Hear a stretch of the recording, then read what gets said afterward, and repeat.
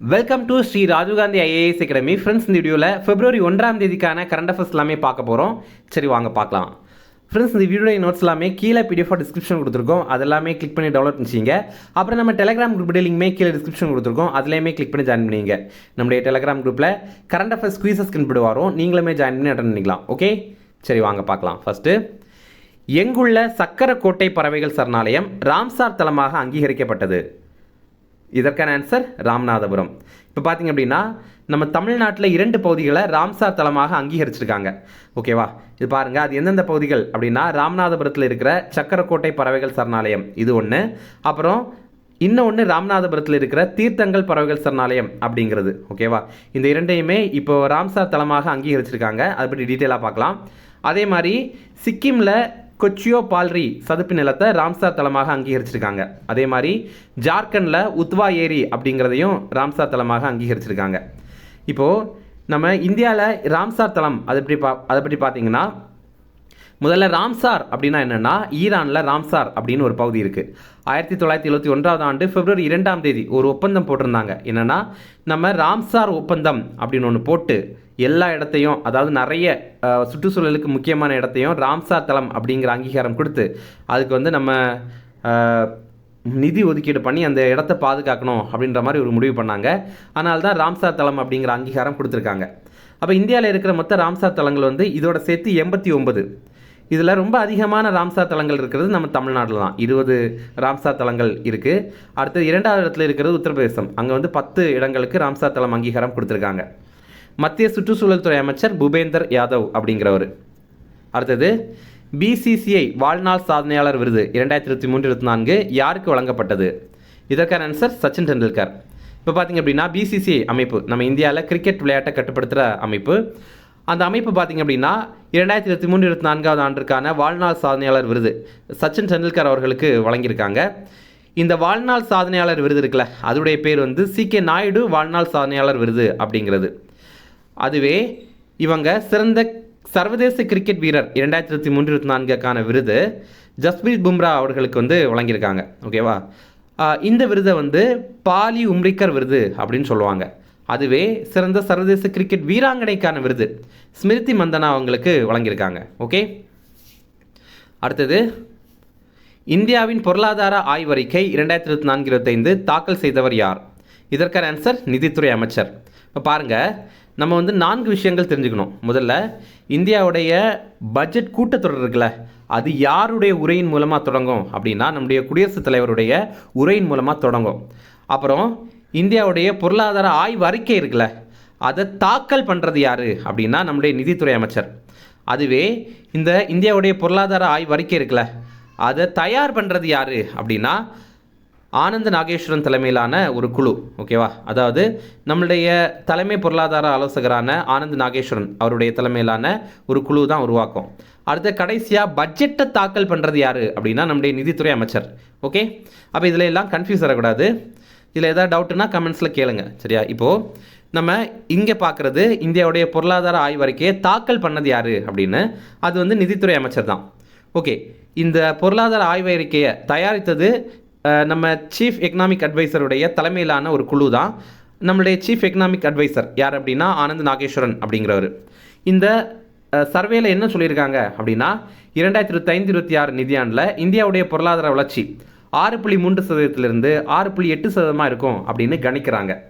அதுவே இந்த 2025 ஆண்டில் இந்தியாவுடைய பொருளாதாரம் 6.6% வளர்ச்சி அடையும் அப்படின்னு கணிக்கிறாங்க. அதுக்கப்புறம் பார்த்திங்கன்னா நம்ம இந்தியாவில் 15 வயது அதுக்கப்புறம் அதுக்கு மேற்பட்ட நபர்களுடைய வேலையின்மை விகிதம் அது 2023-24 3.2% தான் இருந்திருக்கு. ரொம்ப குறைவாக தான் இருந்திருக்கு அப்படிங்கிறத சொல்கிறாங்க. ஃப்ரெண்ட்ஸ், நம்ம ராஜீவ்காந்தி ஐஏஎஸ் அகாடமியில் டிஎன்பிஎஸ்சி குரூப் 1, குரூப் 2, குரூப் 4 எக்ஸாமுக்கான புதிய கிளாஸஸ் ஸ்டார்ட் பண்ணியிருக்கோம். அதே மாதிரி தமிழ்நாடு எஸ்ஐ எக்ஸாமுக்கான கிளாஸுமே ஸ்டார்ட் பண்ணியிருக்கோம். நம்ம இன்ஸ்டியூட்டில் ஆன்லைன் கிளாஸே இருக்குது, அதே மாதிரி ஆஃப்லைன் கிளாஸே இருக்குது. நம்ம இன்ஸ்டியூட்டில் பார்த்தீங்கன்னா ரெகுலர் பேட்சஸ் இருக்குது, அதே மாதிரி வீக்கெண்ட் பேட்சஸ் இருக்குது. எது உங்களுக்கு கம்ஃபர்டபுளோ நீங்கள் இதில் ஜாயின் பண்ணி படிக்கலாம். நம்ம இன்ஸ்டியூட் சென்னையில் அண்ணா நகரில் இருக்குது. ஓகே, அடுத்தது, தமிழக உப்பு உற்பத்தி தொழிலாளர்களுக்கு மழைக்கால நிவாரணத் தொகை எவ்வளவு ரூபாய் வழங்கப்படுகிறது? இதற்கான ஆன்சர் ரூபாய் 5000. இப்போது நம்ம தமிழகத்தில் பார்த்திங்க அப்படின்னா மழை காலத்தில் உப்பு உற்பத்தி பண்ண முடியாது. இப்போ ஒரு நாள் மழை பெஞ்சாலே 10 நாளுக்கு உப்பு வந்து உற்பத்தி பண்ண முடியாது. ஓகேவா? அதற்காக தமிழக அரசு சார்பில் பார்த்தீங்கன்னா 5000 ரூபாய் நிவாரண தொகையாக வழங்குறாங்க. ஓகே, இப்போது உப்பு உற்பத்தி தொடர்பான உப்பு உற்பத்தியை அதிகப்படுத்துறதுக்கான தேசிய மாநாடு இப்போது தூத்துக்குடியில் நடைபெற்றது. இதை நடத்தின அமைப்பு இந்திய தொழில் கூட்டமைப்பு அப்படிங்கிற அமைப்பு. நம்ம தமிழகத்தில் தூத்துக்குடி மற்றும் வேதாரண்யம் இந்த பகுதிகளில் அதிகமான உப்பு உற்பத்தி நடைபெறுது. உப்பு உற்பத்தியில் தமிழ்நாடு 3வது இடத்துல இருக்கிறோம். முதல் இடத்துல இருக்கிறது குஜராத், 2வது இடத்துல இருக்கிறது ராஜஸ்தான். அதுவே உலக அளவில் உப்பு உற்பத்தியில் இந்தியா 3வது இடத்துல இருக்கும். முதல் இடத்துல இருக்கிறது சீனா, 2வது இடத்துல இருக்கிறது அமெரிக்கா. அடுத்தது, விண்வெளியில் அதிக நேரம் நடந்த பெண் என்ற சாதனை படைத்தவர் யார்? இதற்கான ஆன்சர் சுனிதா வில்லியம்ஸ். இப்போது சுனிதா வில்லியம்ஸ் பார்த்தீங்கன்னா நாசா விண்வெளி வீராங்கனை. இவங்க இந்திய வம்சாவளியை சேர்ந்தவங்க. இவங்க இப்போ கொஞ்ச நேரம், அதாவது இப்போ ஒரு 5 மணி நேரத்துக்கிட்ட வந்து விண்வெளியில் நடந்திருக்காங்க. அப்படி பார்க்கும்போது மொத்தமாக இவங்க இதுக்கு முன்னாடி நடந்தது எல்லாத்தையும் சேர்த்து 62 மணி நேரம் 6 நிமிடங்கள் விண்வெளியில் நடந்திருக்காங்க. இவங்க கூட சுனிதா வில்லியம்ஸ் கூட இப்போ பார்த்தீங்கன்னா பச் வில்மோர் அப்படிங்கிறவரும் இணைந்து நடந்திருக்காரு. இவங்களை பற்றி பார்த்தீங்கன்னா அமெரிக்காவுடைய ஸ்டார்லைனர் அப்படிங்கிற ஒரு விண்கலம் மூலமாக இவங்க விண்வெளிக்கு சென்றாங்க. எப்படின்னா 2024வது ஆண்டு, அதாவது போன ஆண்டு ஜூன் மாதமே இவங்க வந்து விண்வெளிக்கு சென்றாங்க. அப்போல்லாம் பார்த்தீங்கன்னா ஒரு 10 நாள் இருந்துட்டு திருப்பி வர்ற மாதிரி தான் அவங்க பிளான் பண்ணியிருந்தாங்க. ஆனால் அங்கே ஏற்பட்ட சில தொழில்நுட்ப கோளாறுகள் காரணமாக அவங்களால திரும்பி வர முடியலை. இப்போ வரைக்குமே அவங்கள வந்து வெளியே கொண்டு வரதுக்கு, அதாவது பூமிக்கு கொண்டு வரதுக்கு நிறைய முயற்சிகள் போயிட்டு தான் இருக்குது. ஆனால் எதுவுமே சக்ஸஸ் ஆகலை. இந்த மார்ச் மாதம் பார்த்திங்கன்னா அவங்க பூமிக்கு அழைத்துப்பட வருவாங்க அப்படின்ற மாதிரி எதிர்பார்க்கப்படுது. அடுத்தது, சர்வதேச விண்வெளி மையம் செல்லும் முதல் இந்திய விண்வெளி வீரர் யார்? இதற்கான ஆன்சர் சுபான்ஷு சுக்லா. இப்போ பார்த்தீங்கன்னா சர்வதேச விண்வெளி மையத்துக்கு நம்ம இந்தியா விண்வெளி வீரர் ஒருத்தர் முதல் முறையாக போக போகிறாங்க.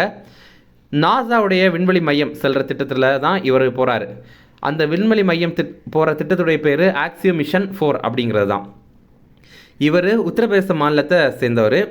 இந்திய விமானப்படையில் 1985வது ஆண்டு பைலட்டாக இவர் சேர்ந்தார்.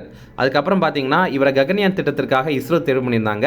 அதுக்கப்புறம் நிறைய பயிற்சிகள் வந்து இவருக்கு வழங்கிட்டே இருந்தாங்க. இப்போ பார்த்தீங்கன்னா இவர் இந்த மிஷனுக்கு போயிட்டு வந்ததுக்கப்புறம், அதாவது ஆக்சியோ மிஷன் 4க்கு போயிட்டு வந்ததுக்கப்புறம் ககன்யான் திட்டத்தில் போவார். ஓகே, இப்போது நாசா மற்றும் ஆக்சியம் அமைப்புகள் இந்த இரண்டும் சேர்ந்து விண்வெளிக்கு இவர் அனுப்புது. அடுத்து இம்பார்ட்டன்ட் டேஸ் பார்க்கலாம். இந்திய கடலோர காவல்படை தினம், இது வந்து February 1ஆம் தேதி. நம்ம இந்திய கடலோர காவல்படை உருவாக்கப்பட்ட தினம் 1977வது ஆண்டு February 1ஆம் தேதி. ஆக்சுவலி அப்போ தான் உருவாக்கியிருந்தாங்க. அதுக்கப்புறம் ஒரு சட்டம் இயற்றி மறுபடியும் 1978வது ஆண்டு இதை ஃபார்மலாக கிரியேட் பண்ணாங்க, முறைப்படி கிரியேட் பண்ணாங்க. ஆனால் நம்ம இந்த தினம், இது வந்து 1977வது ஆண்டு February 1ஆம் தேதி உருவாக்குனாங்கல்ல, அந்த தினத்தை அடிப்படையில் தான் இந்திய கடலோர காவல்படை தினத்தை வந்து கடைபிடிக்கிறோம். நம்ம இந்திய கடலோர காவல்படையுடைய தலைமை இயக்குனர் பரமேஷ் யோமணி அப்படிங்கிறவர். அடுத்து ரிவிஷன் பார்க்கலாம். எங்குள்ள சக்கரக்கோட்டை பறவைகள் சரணாலயம் ராம்சார் தலமாக அங்கீகரிக்கப்பட்டது? இதற்கான ஆன்சர் ராமநாதபுரம். இப்போ உங்களுக்கான கேள்வி, வெள்ளோடு பறவைகள் சரணாலயம் அப்படிங்கிறது எங்கே இருக்குது, எந்த மாவட்டத்தில் இருக்குது அப்படிங்கிறது உங்களுக்கு தெரியும்னா கமெண்ட்ஸில் சொல்லுங்கள். அடுத்தது, BCCI வாழ்நாள் சாதனையாளர் விருது 2023-24 யாருக்கு வழங்கப்பட்டது? இதற்கான ஆன்சர் சச்சின் டெண்டுல்கர். அதே மாதிரி உங்களுக்கான ஒரு கேள்வி, இப்போ ரீசெண்டாக பார்த்தீங்க அப்படின்னா BCCIயோடைய செக்ரட்டரியாக ஒருத்தர் அப்பாயின்ட் பண்ணியிருந்தாங்க, BCCIயோடைய செயலாளராக ஒருத்தர் அப்பாயின்ட் பண்ணியிருந்தாங்க. அவருடைய பேர் உங்களுக்கு தெரியும்னா கமெண்ட்ஸில் சொல்லுங்கள். முதல்ல ஜெய்ஷா தான் இருந்தார், அப்புறம் அவர் வந்து ICCயோடைய தலைவராக அவர் அப்பாயின்ட் பண்ணிட்டாங்க. அதுக்கப்புறம் இப்போ BCCIயோடைய செயலாளராக ஒருத்தர் அப்பாயின்ட் பண்ணியிருக்காங்க. அதை நம்ம கரண்ட் அஃபேர்ஸில் கூட பார்த்துருந்தோம். அது யார் அப்படிங்கிறது உங்களுக்கு தெரியும்னா கமெண்ட்ஸில் சொல்லுங்கள். அடுத்தது, இந்தியாவின் பொருளாதார ஆய்வு அறிக்கை 2024-25 தாக்கல் செய்தவர் யார்? இதற்கான ஆன்சர் நிதித்துறை அமைச்சர். அடுத்தது, தமிழக உப்பு உற்பத்தி தொழிலாளர்களுக்கு மழைக்கால நிவாரணத் தொகை எவ்வளவு ரூபாய் வழங்கப்படுகிறது? இதற்கான ஆன்சர் ரூபாய் 5000.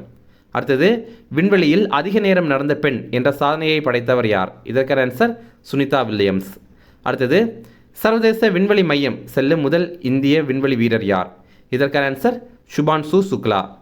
அவ்வளோதான் ஃப்ரெண்ட்ஸ். அப்புறம் பார்த்தீங்கன்னா நம்ம இந்த February 2ஆம் தேதி நியூஸ் பேப்பர் மட்டும் முடிஞ்சால் வாங்குங்க நண்பர்களே. ஏன்னா அதில் பார்த்தீங்கன்னா பட்ஜெட் சம்மந்தமான நிறைய தகவல் இருக்கும்.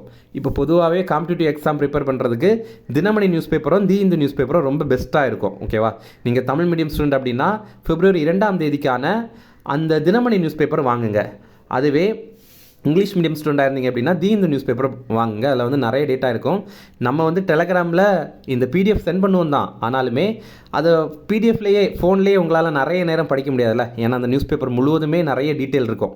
அதனால தான் நீங்கள் வந்து முடிந்த அளவுக்கு நியூஸ் பேப்பர் வாங்குங்க. கையிலேயே வாங்கி வச்சுருந்தீங்கன்னா நீங்கள் மார்க் பண்ணி கூட படிக்கலாம்ல, அதுக்கு தான். ஓகே, இந்த வீடியோ பிடிச்சினா கண்டிப்பாக லைக் பண்ணுங்கள், நம்மளுடைய சேனலுக்கு சப்ஸ்கிரைப் பண்ணி வச்சுங்க, உங்களுடைய நண்பர்களுக்குமே ஷேர் பண்ணுங்கள். கண்டிப்பாக இது அவங்களுக்கும் பயனுள்ளதாக இருக்கும். Okay, thank you.